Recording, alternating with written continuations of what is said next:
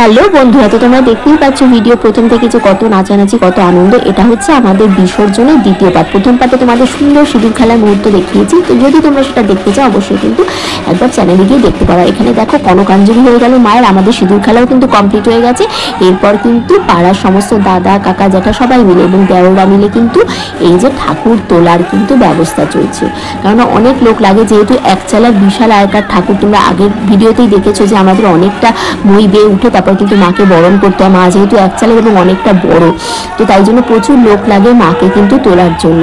তো একটা এনার্জি নিয়ে সেই বলো দুর্গাময় কি বলে একটা আলাদা ধ্বনি তুলে কিন্তু সবাই ঠাকুরকে এবার তুলছে ওপরে, মানে ট্রলিতে। আমাদের কিন্তু লরিতে ঠাকুর যায় না, এক চালা ঠাকুর। আমাদের নিজস্ব ট্রলি আছে মন্দিরের, কল্যাণেশ্বরী মায়ের সেই মন্দিরের ট্রলিতে করেই কিন্তু প্রতি বছর ঠাকুর যায়। দুর্গা ঠাকুর, জগদ্ধাত্রী ঠাকুর সবই কিন্তু যায় ট্রলির মাধ্যমে। আর আমাদের এখানে ঠাকুর তোলার একটু প্রবলেম হয়, মা তো ব্রিজের ওপর দিয়ে যায়, যেহেতু অন্যদিক দিয়ে বের করা অবস্থানে, তো ব্রিজে তুলে তারপর ট্রলিতে তুলতে হয়। সেটাও কিন্তু একটা বিশাল খাটনির বিষয় এবং সকলের প্রচুর এনার্জি লাগে এতে, তো দেখতেও ভীষণ ভালো লাগে। তবে হ্যাঁ, মা কিন্তু ঠিক নিজের মতো করে ট্রলিতে অধিষ্ঠিত হয়ে যান। আর এদিকে দেখো মায়ের ঘটও সঙ্গে যাচ্ছে, তো আমরাও মায়ের সাথে চলেছি এবং আমাদের সমস্ত নাচ, কত আনন্দ করলাম ঢাকের সাথে সাথে নাচ, গল্প, আনন্দ সবই তোমাদের সাথে শেয়ার করবো। দেখো আমার বান্ধবীরাও সব রয়েছে, সবাই আমরা প্রায় লাল পা সাদা শাড়ি পরেছি, দেখতে বেশ ভালো লাগছিল। আর এই দেখো ঠাকুর কিন্তু মোড় দেখছে, অনেকটা রাস্তায় কিন্তু আমাদের যেতে হয়। আজকে আমাদের দশমীর দিন প্রচুর বিজয় হয়, এরপর কিন্তু কার্নিভালও থাকে। কার্নিভালে সমস্ত ঠাকুর নাম দেয় না, যে সমস্ত ঠাকুররা কার্নিভালে নাম দেন না তারা কিন্তু এই সময় বিজয়া দশমীর দিনে বিজয় করে নেয়। তো আমাদের ঠাকুর কিন্তু আজকে এই জন্য দশমীর দিনে বিজয় হচ্ছে।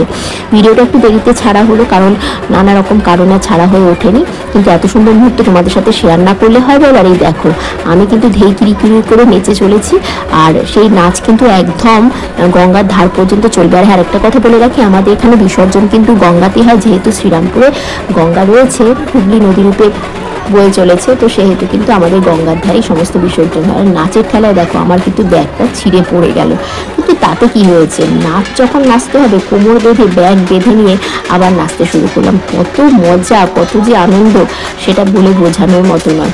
আর এখানে সব থেকে বড় কথা হচ্ছে এই দিনটাতে আমরা সিঁদুর খেলাতে এবং এই নাচে সমস্ত চেনা অচেনা ভুলে গিয়ে এক হয়ে যায়। মনে হয় যেন সবাই সবার কত পরিচিত।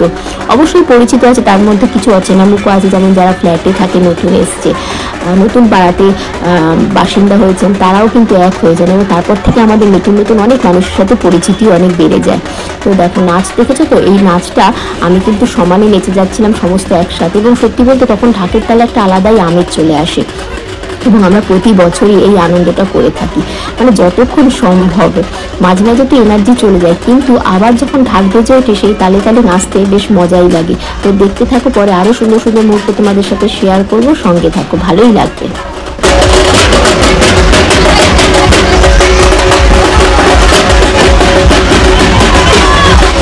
পিছনে কিন্তু প্রচুর ঠাকুরের লাইন। এই দেখো আমাদের ঠাকুর রয়েছে, তার সামনেও রয়েছে অনেক অনেক ঠাকুর, আর তার পেছনেও রয়েছে অনেক অনেক ঠাকুর। আমরা কিন্তু এখন প্রায় মাঝ রাস্তার বেশি এগিয়ে গেছি, আর নাচতে নাচতে একটু হাঁপিয়ে গেছিলাম বলে চুইংগাম খেয়ে আমার এনার্জিটা তাড়িয়ে নিচ্ছিলাম, কিন্তু নাচের তোর কিন্তু কমছিল না। আর এইদিকে দেখো আমাদের পাড়ারই দাদা কিন্তু বাজাচ্ছে এনার্জি দিয়ে বাজনা, আর আমাকে ক্যামেরা যখন ভিডিও তুলতে দেখছে তখন কিন্তু এনার্জিটা আরও দ্বিগুণ হয়ে গেছে। ওইদিকে পেছনে আমার হাজবেন্ডরা, তার বন্ধুরা, আমার ছেলেও দাঁড়িয়ে রয়েছে।